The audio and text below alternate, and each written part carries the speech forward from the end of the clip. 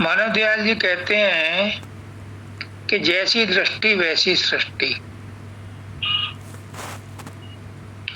जैसी हमारी दृष्टि होती है वैसी हमें सृष्टि नजर आती है। संत सबके अंदर परमात्मा देखता है, इसलिए वो सबसे प्रेम करता है। उसमें कोई भी द्वैत नहीं होता, दुराव नहीं होता, किसी से ईर्ष्या नहीं होती, किसी से द्वेष नहीं होता। जो उसको गाली देता है उसको भी वो शुभ संकल्प देता है। जो उसकी तारीफ करता है उसको भी वो वैसे ही साधारण रूप से लेता है, कोई उसकी तवज्जो नहीं देता। उसे मान अपमान, लाभ हानि, यश अपयश में कोई फर्क नहीं पड़ता। वो हर दशा में एक सा रहता है। संत वही है। और जो इस दशा में रहता है वो संसार में रहता हुआ संसार से दूर रहता है, संसार के बंधनों से मुक्त रहता है। संसार में रहता है, संसारी नहीं बनता। शरीर में रहता है, शरीर नहीं रहता, शरीरी हो जाता है। शरीरी का मतलब मालिक परमात्मा। तो इसी बात पर गुरुदेव आज क्या कहलवाना चाह रहे हैं, वो चाहे तिनके को माध्यम बनाकर कुछ कहलवा ले। कहते हैं कि हर इंसान इस सृष्टि को देखने के लिए दो नजरिए हैं।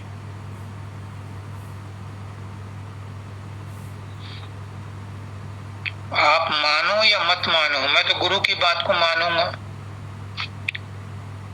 मानव दयाल जी ने कहा है कि इस सृष्टि को देखने के दो नजरिए हैं, एक ऊपर से नीचे की ओर, एक नीचे से ऊपर की ओर। जो ऊपर से नीचे की ओर देखता है वो संत होता है, वो परमात्मा होता है। क्योंकि परमात्मा ने सारी सृष्टि बनाई है तो सब उसके बच्चे हैं। वो सबको प्यार करता है, किसी में कोई भेदभाव नहीं रखता। वो तो यहां तक कहता है कि इस सृष्टि का कर्ता धर्ता मैं हूं, मतलब परमात्मा मैं हूं, कहता है।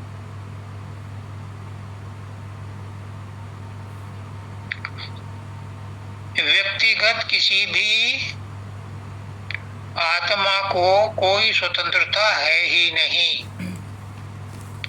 वो तो एक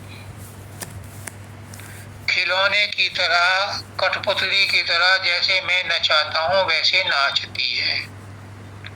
न उसको स्वतंत्रता है, न उसकी कोई जिम्मेदारी है। उसका तो रोल इतना ही है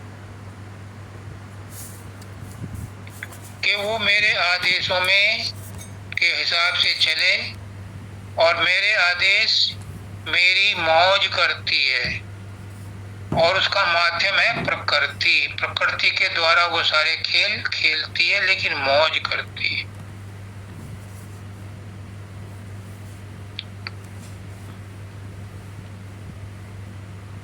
इस बात को संत बखूबी जानते हैं, इसलिए वो मौज में रहते हैं।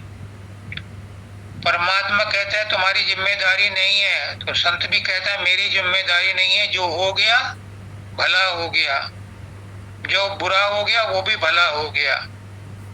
वो हर चीज में भला ही समझता है, क्योंकि सब परमात्मा ने किया है, परमात्मा की शक्ति ने किया है, परमात्मा की मौज ने किया है। तो संत सुखी जीती हो, कबीरदास जी कहते हैं, मानव दयाल जी कहते हैं कि जिसने मन को जीत लिया, जो मन से परे चला गया, वो आत्मा में चला गया। और जो आत्मा से भी परे विशुद्ध आत्मा में चला गया, उसको इन झंझटों से मतलब नहीं रहता। तो जब तक आत्मा शरीर में कैद है, तब तक उसे समझाने बुझाने के लिए गुरु, सतगुरु, संत महात्मा अपने अपने ढंग से समझाते हैं, जब तक वो कैद में है। और कैद है हमारा शरीर, मन और आत्मा, स्थूल, सूक्ष्म और कारण शरीर की कैद में। जब तक आत्मा हमारी सूरत कैद है, तब तक समझाने बुझाने का काम है। अब आता है कि ये तो ऊपर से नीचे की ओर है। परमात्मा की दृष्टि में ये सृष्टि क्या है? परमात्मा की दृष्टि में ये सृष्टि एक खेल है, एक स्वप्न है, जिसका कर्ता धर्ता एक परमात्मा ही है, बाकी कोई दखल नहीं दे सकता। ये परमात्मा की दृष्टि में है। परमात्मा की दृष्टि में सब एक है, और वो सबसे अपने माध्यम से, प्रकृति के माध्यम से उसकी मौज जो चाहे वो करा ले। कहीं भूकंप आ जाए, कहीं परमाणु युद्ध हो जाए, कहीं बाढ़ आ जाए, ये सब उसकी प्रकृति करती रहती है। इंसान का इसमें कोई बस नहीं है, ना ही जिम्मेदारी है। ये परमात्मा की दृष्टि से सृष्टि को देखने का मतलब है। अब आत्मा की दृष्टि से देखो, मनुष्य की दृष्टि से देखो कि मनुष्य की दृष्टि से या व्यक्तिगत दृष्टि से अगर इस सृष्टि को देखें तो आमूल चूल परिवर्तन नजर आएगा। क्यों? मनुष्य की दृष्टि में विभिन्नता है, द्वेष है, द्वैत है, मेरा तेरा पना है, राग द्वेष है, ममता मोह है, लोभ ईर्षा है। प्रत्येक जीवात्मा अपनी इच्छा से काम करता है। वहां इच्छा नहीं है परमात्मा की दृष्टि में, किसी की कोई इच्छा नहीं चलती। परमात्मा कहता है कि मेरी इच्छा से सारा काम हो रहा है। लेकिन यहाँ नीचे की दृष्टि से देखोगे तो हर जीवात्मा कहती है मैं ये करूंगा, मैंने ये किया, मैं ऐसा होऊंगा, मैंने इतना कमा लिया, इतना और कमाऊंगा। वो कामना करता है। मनुष्य की दृष्टि में हर जीव कामना करता है, अपने आप को स्वतंत्र कहता है कि मैं जैसा चाहूंगा वैसा करूंगा, मैं तुझे मार दूंगा, मैं तुझे जिला दूंगा। हालांकि जिलाना भी उसके बस में नहीं है और मारना भी नहीं है। मारना भी तभी मारेगा वो जब उसके भाग्य में लिखा है मरने वाले के तेरे हाथ से मरना है। एक संत को पकड़ के ले गए चोर, बल्कि तुम यही उदाहरण देख लो, जब वाल्मीकि ने, रत्नाकर डाकू था वो, नारद जी को पकड़ लिया, उसने कहा कि जो कुछ रख दे यहाँ। उन्होंने कहा ये ताल तंबूरा है, ये छेनी है, ये रख ले, अब तुझे मैं मारूंगा। मारूंगा क्यों भाई मुझे? अब तू जाकर सरकार को सूचना देगा और मैं पकड़ा जाऊंगा। तो उसने कहा कि तो मुझे तब मारेगा जब तेरे हाथ से मेरा मरना लिखा होगा। पहले तो तू अपनी सोच कि तेने जितनों को मारा है क्या तेरे घर वाले उसका साथ देंगे? खैर वो लंबी कहानी आपको पता है, मैं उसके बारे में नहीं जा रहा। तो हर आदमी चाहता है कि मैं अपनी इच्छा पूरी करूं, और इसलिए वो दिन रात कर्म करता है, एक दूसरे की बुराई करता है, नुक्ताचीनी करता है, सामान इकट्ठा करता है, सामान 100 बरस का, पल भर की खबर नहीं। ये सब नीचे से, नीचे रहने वालों की दृष्टि में है। वो खुद कर्म करता है और उस कर्म से प्रभावित होता है, बंधन बनाता है, और उस कर्म से दूसरों को भी प्रभावित करता है, दिखावा करता है, पंप एंड शो करता है, अभिमान करता है, ज्यादा से ज्यादा खर्च करके वाहवाही लूटता है। वह अपने आप को कर्ता मानता है। पहले वाले में परमात्मा कहता है मैं ही करता हूं, दूसरा कोई करता नहीं है। लेकिन इस वाली स्थिति में कहता है हर इंसान मैं कर्म का करता हूं। कृष्ण भगवान से पूछा था अर्जुन ने भी, अगर मैं करता नहीं हूं तो कौन करता है? करता तो मैं ही हूं, मैं कर्म कर रहा हूं। तो कृष्ण भगवान ने वहां समझाया था उसको कि तू नहीं करता, ये प्रकृति की जो शक्तियां हैं ये कर्म करती हैं, तू नहीं करता। आत्मा कोई कर्म नहीं करती। खैर, इस संदर्भ में जब वो कर्म का कर्ता बनता है, सब कुछ करता धरता है, तो फिर उन फलों का जिम्मेदार भी है।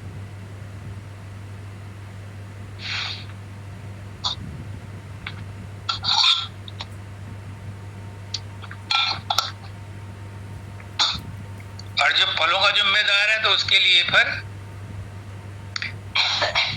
लंबी लाइन लग जाती है। 84 लाख योनियों तक कटते कटते कुछ कर्म बाकी रहते हैं तो वो मनुष्य योनि मिलती है। फिर आकर के वो नीचे की दृष्टि से देखता है तो फिर उसी में फंस जाता है। ऊंचे की दृष्टि तभी मिलेगी जब वो गुरु के साथ जुड़ेगा, और गुरु के साथ जुड़कर भी कितने लोग उस दृष्टि को अपना पाते हैं। मुझ जैसे तो 42 साल हो गए सदगुरु के साथ लगे हुए, अब तक भी वो दृष्टि नहीं बदली। आप लोगों की बदल गई हो तो आपको नमस्कार।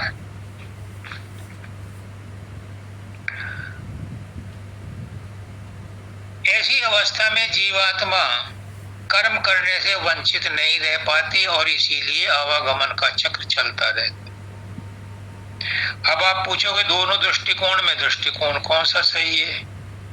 परमात्मा तुम बन नहीं सकते, संत तुम बन नहीं सकते, क्योंकि संत को तो पूंछ होती होगी, सींग होते होंगे। किसी ने कहा आप मुझे संत क्यों कहते हो? मैंने कहा भाई आप, मुझे तो ऐसे ही लग रहा है आप संत हो, आप कि मैं तो संत नहीं हूं। मैंने कहा संत का कोई और पहचान होती होगी, सींग पूंछ लगे होंगे। खैर वो बात यहाँ बहस करने का नहीं है। मुझे सब संत नजर आते हैं तो मैंने अब संत लिखना छोड़ दिया। पहले मैं सबको संत लिखा करता था, मैंने छोड़ दिया। अब मैं सबको आत्मा ही लिखता हूँ, प्रिय आत्मा। तो दोनों ही दृष्टिकोण सही है। जीव भौतिक तत्वों में, भौतिक सृष्टि में उलझा हुआ है। शरीर के साथ इतना उलझा हुआ है कि शरीर के साथ जितने भी संबंध है उन्हें सबको सच मानता है। शरीर के द्वारा जितने भी उसने धन संपत्ति परिवार बनाया सबको सच मानता है। लेकिन मेरे पुष्करनाथ जी मुझे याद आ गए, मैं तो उन्हीं का ढोल बजाऊंगा। उनका मेरे ऊपर बहुत एहसान है। उन्होंने मुझे कीड़े से भृंगी बना दिया, सत्संग की चोट मारते मारते। वो कहते हैं कि इन आंखों से जो दिखाई दे रहा है वो सच नहीं है, और जो सच है वो इन आंखों से दिखाई नहीं देता, उसका तुम्हें पता ही नहीं। और जो इन आंखों से दिखाई दे रहा है वो परिवर्तनशील है, झूठ है, तुम उसी को सच माने बैठे।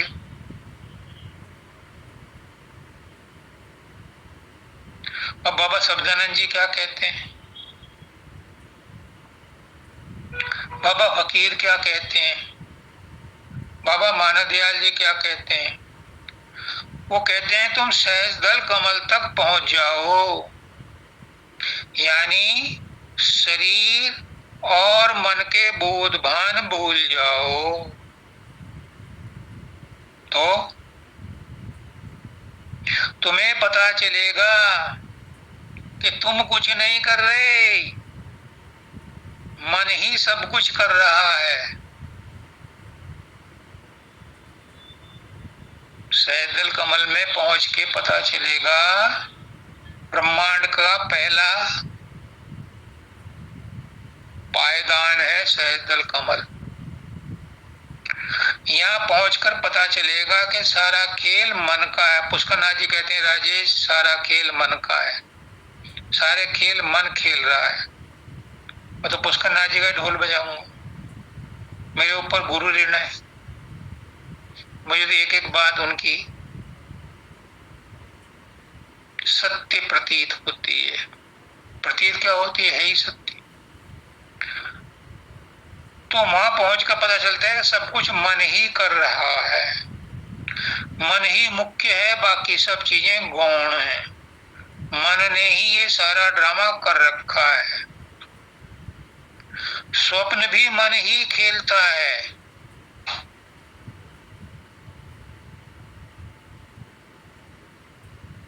अगर ये बात समझ में आ गई तो आगे एक और स्टेप ऊपर चलूं।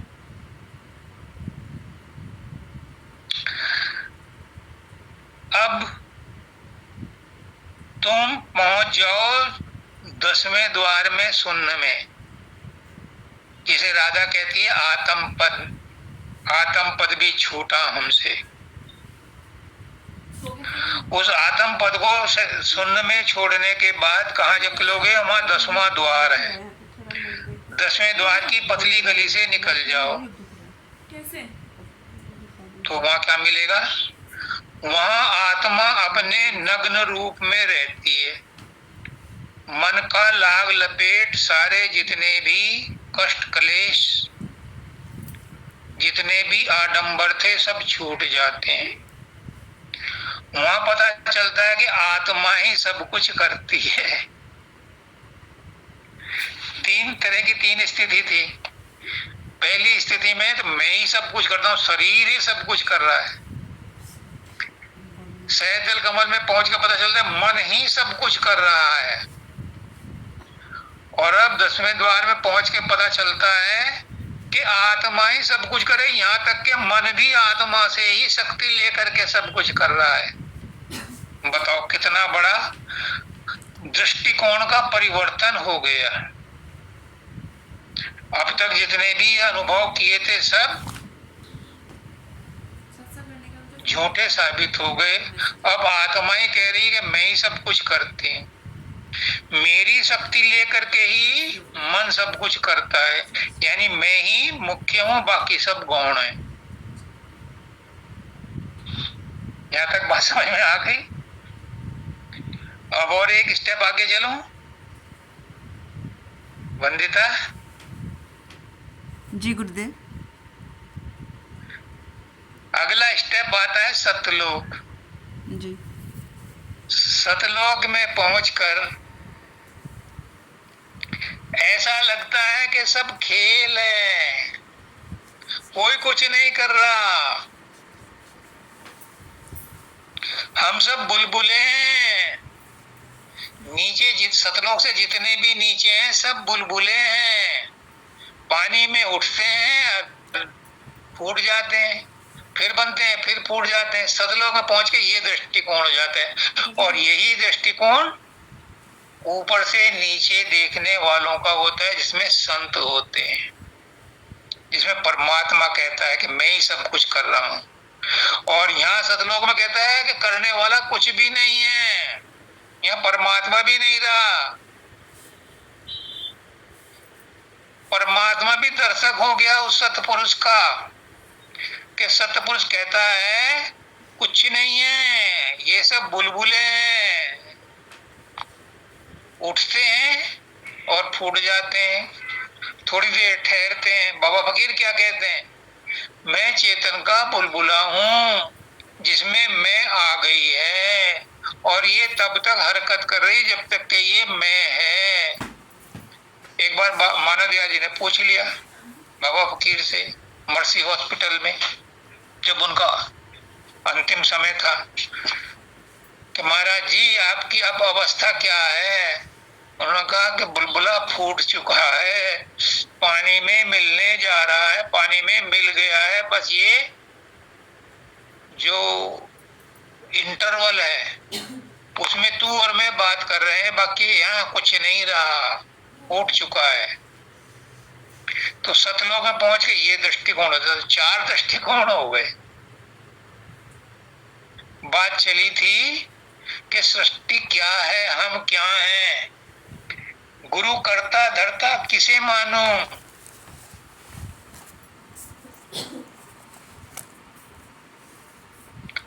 किसे तत्व से मैं पहचानूं। गुरुदेव से कह रहा है शिष्य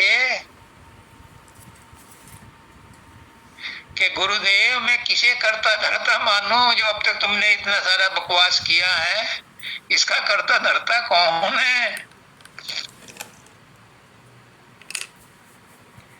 और किसी तत्व से मैं पहचानूं, तत्व है क्या, सच्चाई है क्या, कैसे पहचानूं।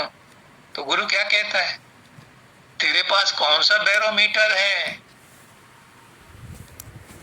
बैरोमीटर हवाई नापती की दबाव नापा जाता है, थर्मामीटर से बुखार नापा जाता है। तेरे पास कौन सा थर्मामीटर है कि जो तत्व को पहचानेगा। कौन सा दृष्टिकोण है तेरे पास कि तू सच्चाई को पहचान लेगा। जिन साधनों से तुम सच्चाई को जानने की कोशिश कर रहे हो वो सब तो प्रकृति के बने हुए हैं, तो प्रकृति तक की इंफॉर्मेशन दे सकते हैं। और परमात्मा प्रकृति का तत्व नहीं है, सदगुरु प्रकृति का तत्व नहीं है। बाबा फकीर कहते हैं, पुष्करनाथ जी बार बार कहते थे बाबा फकीर का नाम लेके। बाबा फकीर कहते हैं कि इंसान 5 तत्वों का बना है, लेकिन परमात्मा 5 तत्वों का नहीं बना, परमात्मा 6ठे तत्व का बना है, और वो 6ठा तत्व है प्रेम। तो परमात्मा प्रेम है। प्रेम कर लो, खुद खाओ और जान जाओ। एक बिस्कुट आता है, खुद खाओ और जान जाओ, उसके ऊपर लिखा होता है। तो ये प्रैक्टिकल है। मैं सभी सत्संगियों से हाथ जोड़कर कहता हूं, ये थ्योरी नहीं है जो मैं बकवास कर रहा हूं, मेरा गुरु मुझसे कहलवा रहा है, ये थ्योरी नहीं है, ये प्रैक्टिकल है। जो ये 4 दृष्टिकोण बताए, जो 2 दृष्टिकोण पहले बताए थे, ये प्रैक्टिकल है। जिसका जी चाहे आजमा ले, जाओ घुसो तीसरे तिल पर, एकाग्रता प्राप्त करो, सहदल में घुसो और अनुभव कर लो। गलत हो तो मेरे मुंह पे आकर कालिख पोत देना, क्योंकि गुरु के मुंह पे तो पोत नहीं सकते तुम, और मैं गुरु का गुरमुख हूं, मुझ पर पोती जा सकती है, पोत देना। लेकिन ये प्रैक्टिकल है, करके देखो, वहां पहुंच के देखो, तब तुम्हें सच्चाई पता लगेगी। सहदल कमल में पहुंच करके तुम्हें मन का रूप पता चलेगा। 10वें द्वार में पहुंच करके तुम्हें आत्मा का रूप पता चलेगा। तब कहना कि ये सब सच है कि झूठ है।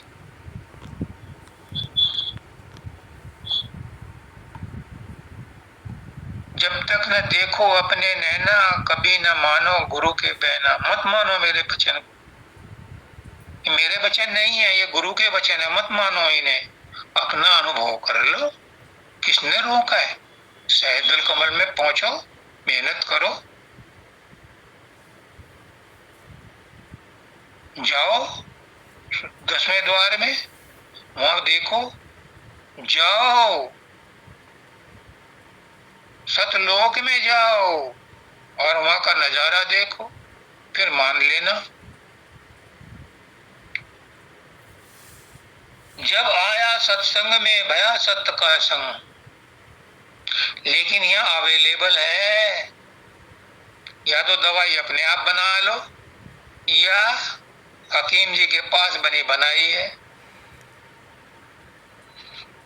अगर तुम अपने आप नहीं बना सकते तो हकीम जी से ले लो, उसकी बात पे विश्वास कर लो, सत्संग में आओ और जो सत्संग सुनते हो उस पर अमल कर लो। बात एक ही है, चाहे कान इधर से पकड़ लो या यूं पकड़ लो घुमा के।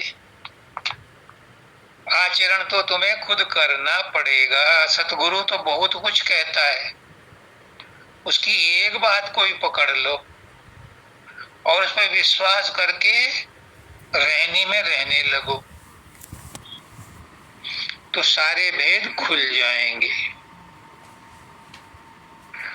सत्य रूप गुरुदेव तुम, जो टॉप का सत्य है, सबसे ज्यादा सत्य है, प्योर सत्य है, वह सत्य पुरुष, सतलोक का धनी। उसे तो तुम देख नहीं सकते। तो जो गुरु सामने बैठा है ये भी उसी का रूप। मैं नहीं कह रहा, दादा दयाल कह रहे हैं, सत्य रूप गुरुदेव तुम गुरुदेव सत्य के रूप हो, यानी सत्य पुरुष के रूप हो, सतलोक वाले के रूप हो। वो नहीं आ सकता, लेकिन गुरु के रूप में आया हुआ है। गुरु की कृपा से मैंने पहचान लिया, तुम अभय अभय अनादि अनंत हो। मैं किसको मानूं तुम्हारे अलावा? तुमने ही तो अपनी पहचान मुझे बताई है और वो पहचान मैंने समझ ली। अब मैं तुम्हें छोड़ के किसको जाऊं?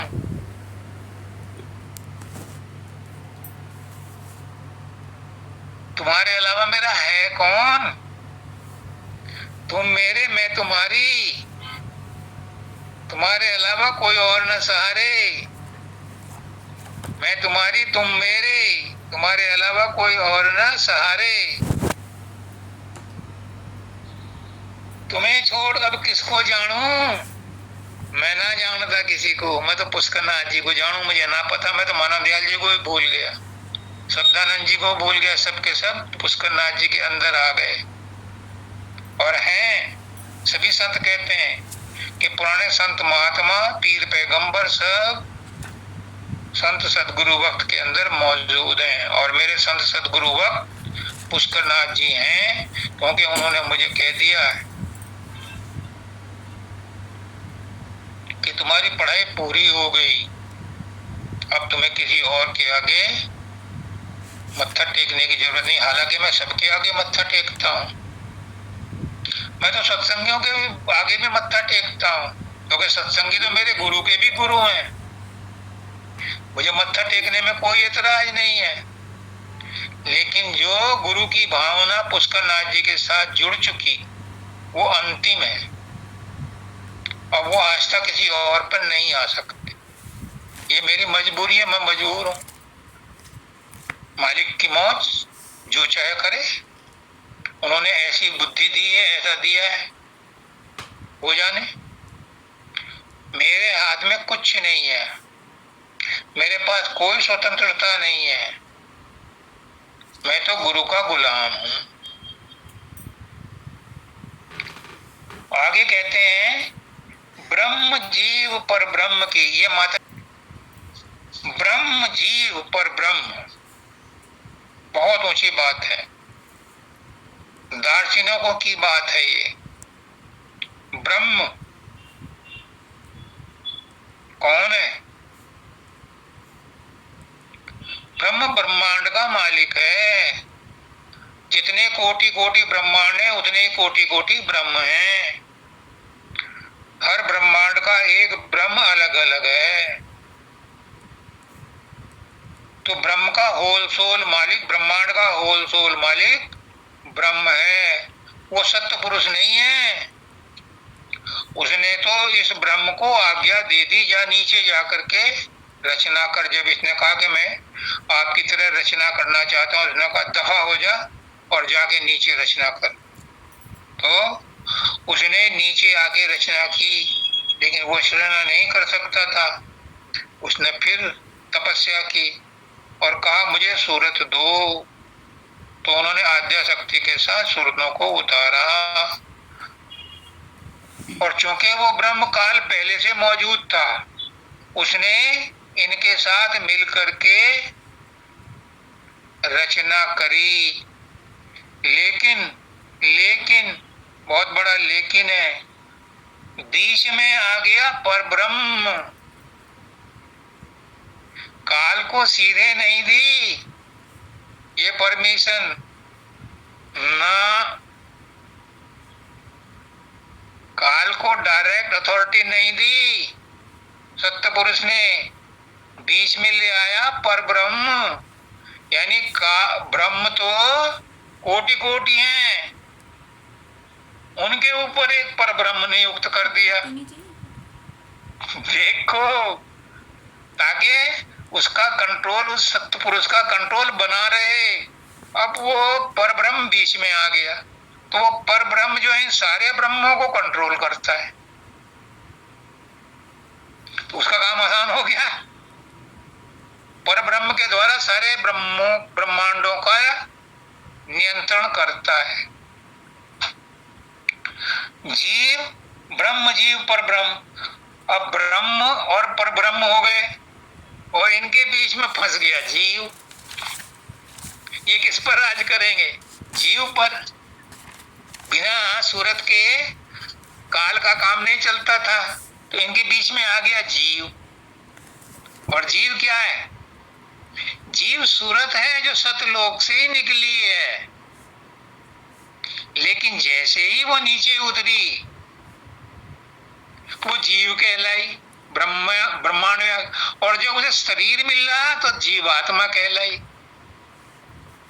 है वही, उसे खींचने के लिए सतगुरु फिर आता है, अपनी सूरत को खींचने के लिए शब्द की डोर लेकर के, शब्द की धुन, जैसे बीन बजा करके सपेरा सांप को बस में कर लेता है, बीन बजा करके शिकारी हिरण को बस में कर लेता है, ऐसे ही सत्य पुरुष भी आता है सतगुरु के रूप में, और वो शब्द का, शब्द धुन का नाम दे करके शिष्यों को अपने जाल में फंसाता है। लेकिन सतगुरु के जाल में फंसते नहीं है जीव। जीव क्यों? काल बड़ा चालाक है, परमात्मा से ज्यादा चालाक नहीं है, गुरु से ज्यादा चालाक नहीं है, लेकिन उसने भ्रम पैदा कर रखे हैं, भ्रांति पैदा कर रखे हैं, संदेह पैदा कर रखे हैं जीव के अंदर कि गुरु की बात को नहीं मानना। शब्दानंद जी महाराज कहते थे काल सत्संग में आकर बैठ जाता है, किसी को नींद आने लगती है, किसी को जो है गुरु के अंदर बुराइयां दिखाई देने लगती हैं। तो सदगुरु की बात पर कोई विश्वास नहीं करता, इसलिए सदगुरु भी मत्था पीट करके चला जाता है। दादा दयाल कहते हैं बेजार होके कहता हूं ताबीर ख्वाब की,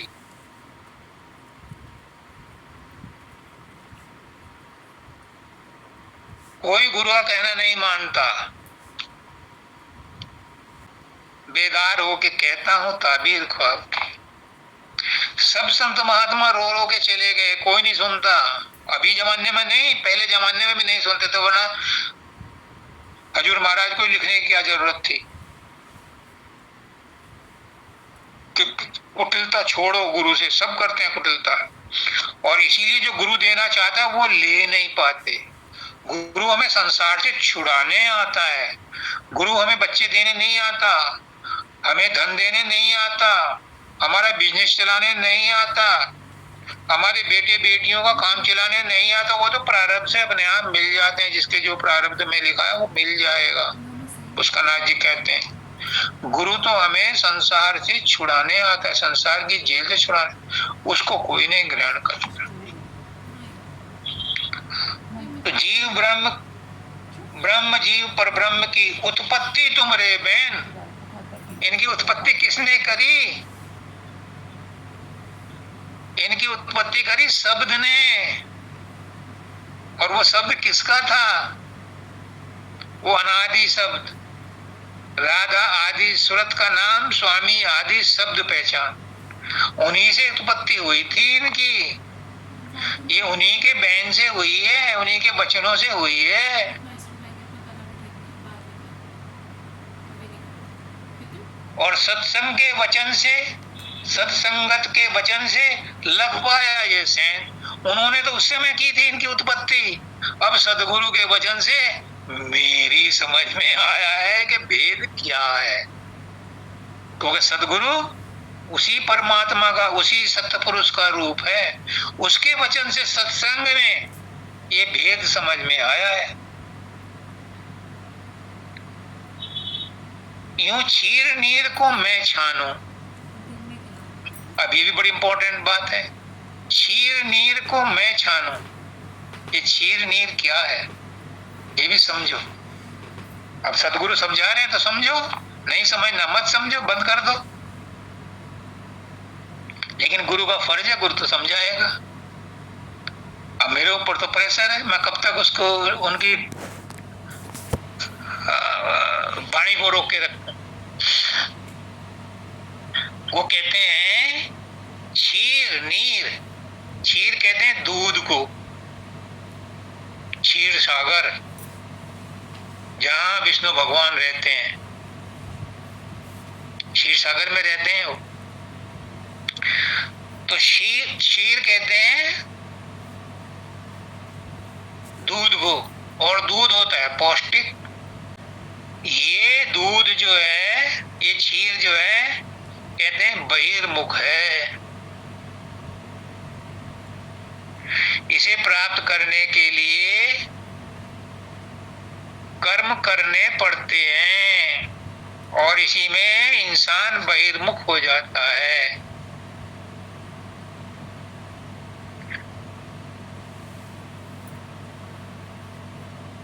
क्योंकि अगर माँ का दूध पीना है तो गर्भ में आना पड़ेगा, और गाय का दूध पीना है या तो गाय पालनी पड़ेगी, चारा लाना पड़ेगा, या बाजार से लाना पड़ेगा, तो भी मेहनत करनी पड़ेगी। लेकिन नीर को कहा है उन्होंने, दार्शनिकों ने। मेरे मानव दयाल जी बहुत बड़े दार्शनिक थे, वर्ल्ड चैंपियन थे, दर्शन शास्त्र के प्रोफेसर थे। वो कहते हैं कि नीर जो है ये आंतरिक है, ये इंट्रोवर्ट है, ये आसानी से मिलता है, और इससे आत्मा की अंदर की तरक्की होती है। अब वो कहते हैं क्षीर नीर को मैं छानू। छानते रहो। ना दूध को छानने से कुछ मिलेगा, ना पानी को छानने से कुछ मिलेगा।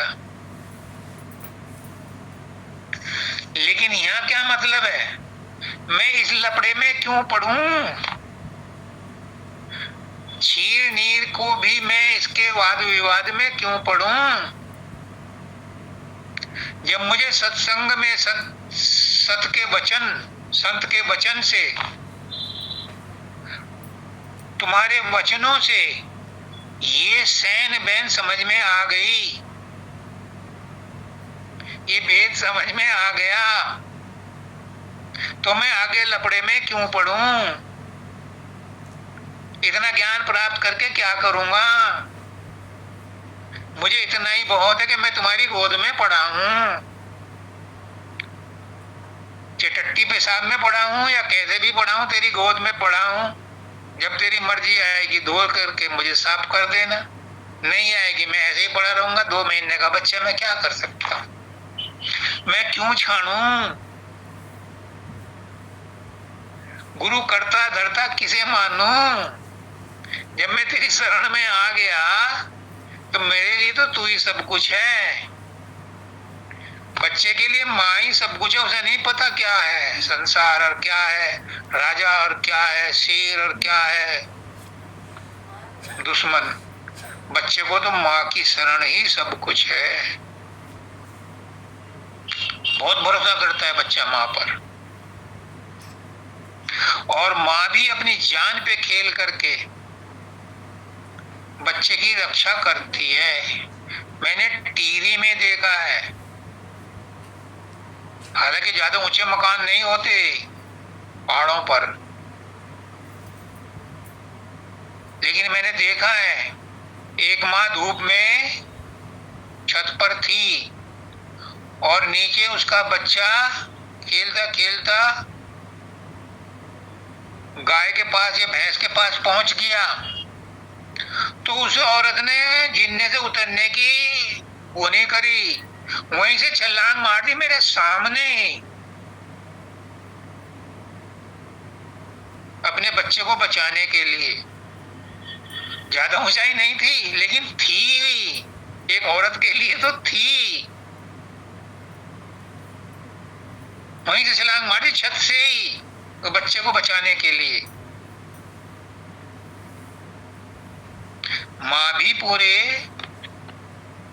जोशो खरोश के साथ अपने शरणागत की रक्षा करती है। और हमारे तो ग्रंथों में और शास्त्रों में लिखा है कि जो जिसकी शरण में होता है उसके लिए वो अपनी भी जान दे देता है। ऋषि के पास कबूतर आया, पीछे से बाज आ गया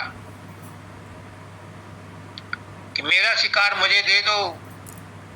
ऋषि ने कहा ये मेरी शरण में आया, मैं तो इसे नहीं दे सकता, अब तो इसके बराबर का मांस दे दो। ऋषि को मंजूर हुआ, उसने कहा मेरा मांस काट के ले लो। और इस तरह काटते काटते तराजू में सारा ही मांस चढ़ा दिया, लेकिन उसके बराबर नहीं हुआ। उसने कहा कि मैं अपने शरणागत की तो लाज रखूंगा। फिर वो प्रकट हो गए, वो इंद्र भगवान थे जो बाज बन के आए थे कि तुम्हारी परीक्षा पूरी हो गई, तुम निस्वार्थ शरणागत की लाज रखते हो,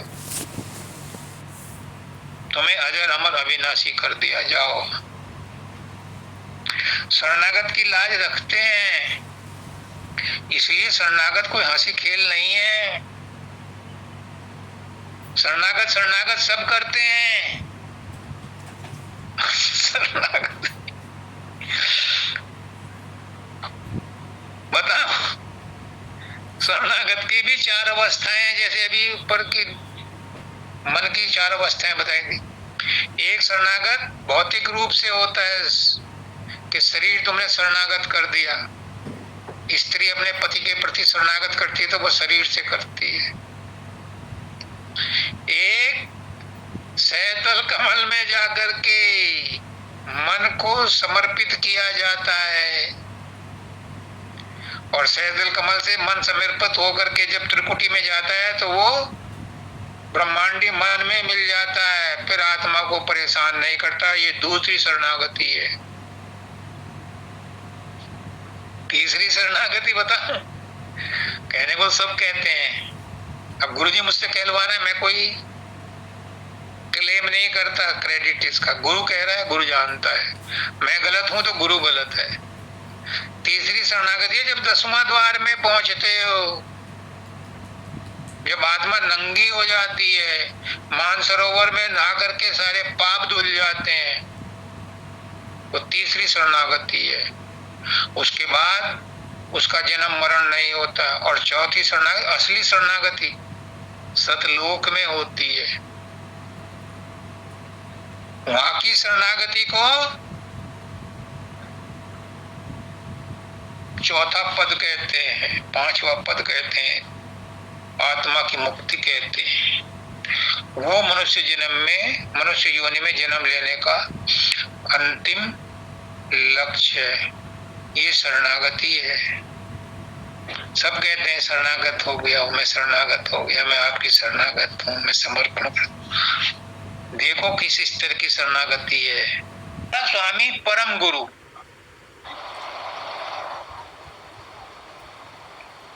राधा स्वामी परम गुरु हैं। परम गुरु कौन है?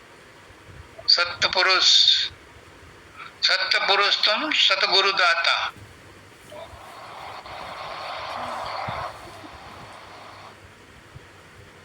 तुम हो संग असंग, सतगुरु संग असंग है, सबके साथ है और किसी के साथ नहीं है। सबके साथ है, किसी के साथ नहीं है। कृष्ण भगवान कहते हैं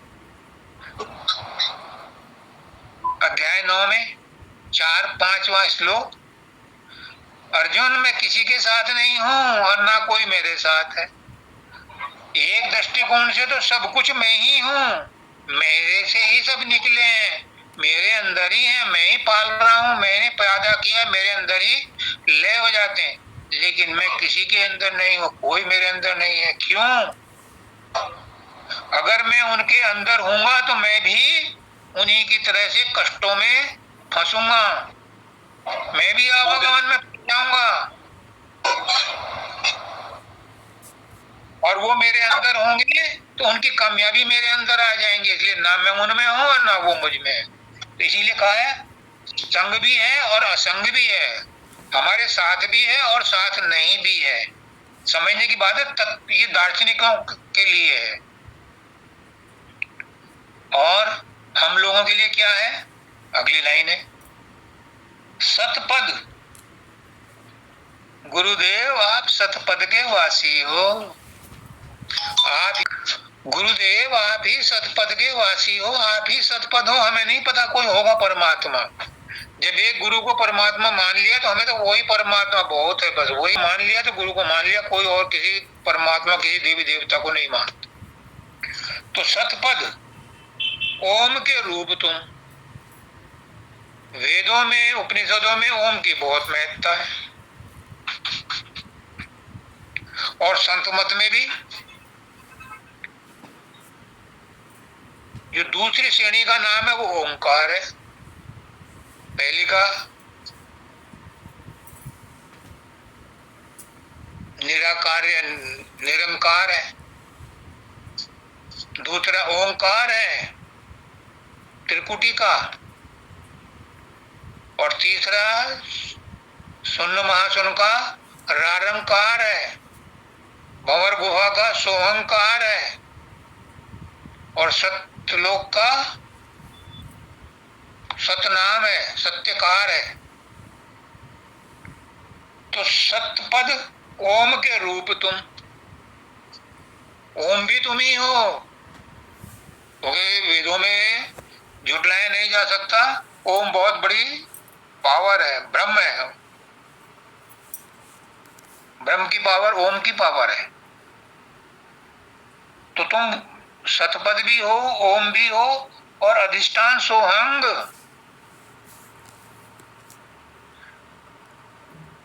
सोहंग का अधिष्ठान हो। सोहंग क्या है? भंवर गुफा। सोहंग क्या है? हमारा दिल, उसमें रहते हो तुम। तभी वो कहती है आत्मा में पहुंच कर मैं वही हूं, मैं वही हूं, मैं वही हूं, सोहम सोहम। तो उसके तुम अधिष्ठान हो, रहने के स्थान हो, मेरे अंदर ही रहते हो। दादा दयाल कहते हैं कि वो परमात्मा बेघर है, वो कहाँ रहेगा, उसे कोई ठिकाना नहीं है, वो मेरे दिल में रहता है, क्योंकि मैं उसे हर वक्त याद करता हूं तो मुझे छोड़ के कहाँ जाएगा, वो मेरे दिल में रहता है। तो अधिष्ठान सोहम, तुम मेरे दिल में स्थापित हो, अधिष्ठित हो। घट प्रगट ज्ञान के शशि भानु, घट प्रगट, घट दो हैं, एक नीचे का एक ऊपर का। नीचे का ये हिस्सा है और इससे ऊपर का हिस्सा, घट दो है। अब नीचे के घट में तो प्रकट होता नहीं हो है, लेकिन वो संत मत में उसकी हम प्रैक्टिस नहीं करते। 6 चक्रों को हम महत्व तो नहीं देते, है उन चक्रों में भी, लेकिन हमें तो यहाँ से ऊपर जाना है और हम यहीं जाकर थक जाते हैं उन 6 चक्रों को संभालते संभालते। तो घट प्रगट ज्ञान के शशि भानु, ज्ञान के शशि भानु। ज्ञान क्या है? अगर ज्ञान लेना है तो मानव दयाल जी कहते हैं कि ज्ञान का भंडार त्रिकुटी है।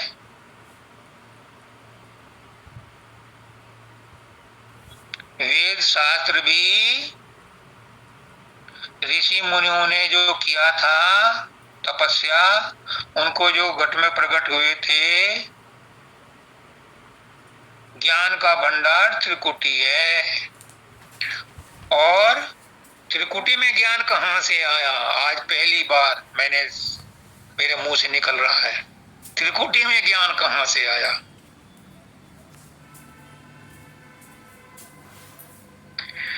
त्रिकुटी में ज्ञान आया शब्द धुन से जो वहां पर हो रही है, क्योंकि जो शब्द धुन है वही चैतन्य है, वही ज्ञान है, वही अजर अमर अविनाशी है, वही प्राण है, वही प्रेम की धार है, वही सुरत की धार है, वही ज्ञान की धार है, उसी में ज्ञान है। तो वो कहां से आई? वो ऊपर से आ रही है और त्रिकुटी में आकर के जो चाहे उसको प्राप्त कर ले। मानव दयाल जी कहते थे कि ये जो हमारे साइंटिस्ट हैं ये भी त्रिकुटी में जाकर के शून्य हो जाते हैं, मतलब गुम हो जाते हैं, इन्हें पता नहीं रहता, ये होश खो जाते हैं, और वहां जो इन्हें ज्ञान मिलता है उसके फॉर्मूले पर इन्हें नोबेल प्राइज मिल जाते हैं।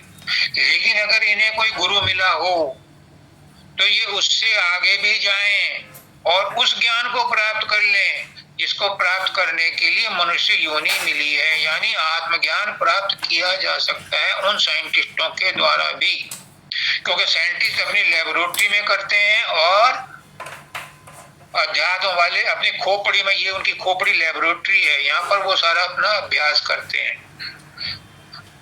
तो ज्ञान के शशि भानु कहाँ मिलते हैं? ये रास्ते में मिलते हैं, चंद्रमा और सूर्य मिलते हैं जब हम ब्रह्मांड में प्रवेश करते हैं, यानी तीसरे तिल से और सहस्त्रदल कमल में पहुंचते हैं, तब रास्ते में ये मिलते हैं, सितारे भी मिलते हैं। पर कहते हैं सदगुरु मेरे मानव दयाल जी, इनमें फंसना मत, अगर फंस गए तो तरक्की रुक जाएगी। तीसरे तिल पर पहुंच करके सहस्त्रदल कमल में पहुंचो, सहस्त्रदल कमल से त्रिकुटी में पहुंचो, त्रिकुटी से शून्य में पहुंचो, 10वां द्वार पर के पास शून्य में, वहां से गुरु तुम्हें अपने प्रकाश में निकाल करके भंवर गुफा में लाएगा। भंवर गुफा में तुम्हारी धुलाई होगी, फाइनल इमिग्रेशन के वेरिफिकेशन होंगे कि इसके अंदर कोई कामना, वासना, तृष्णा, कोई चिंता, कोई द्वेष तो नहीं रह गया। जब सब कुछ वहां क्लियर हो जाता है तो फिर उसको सत्यलोक में एंट्री मिल जाती है। मैं समझता हूँ टाइम हो गया। हाँ टाइम हो गया। सबको राधा स्वामी, सबका कल्याण करे।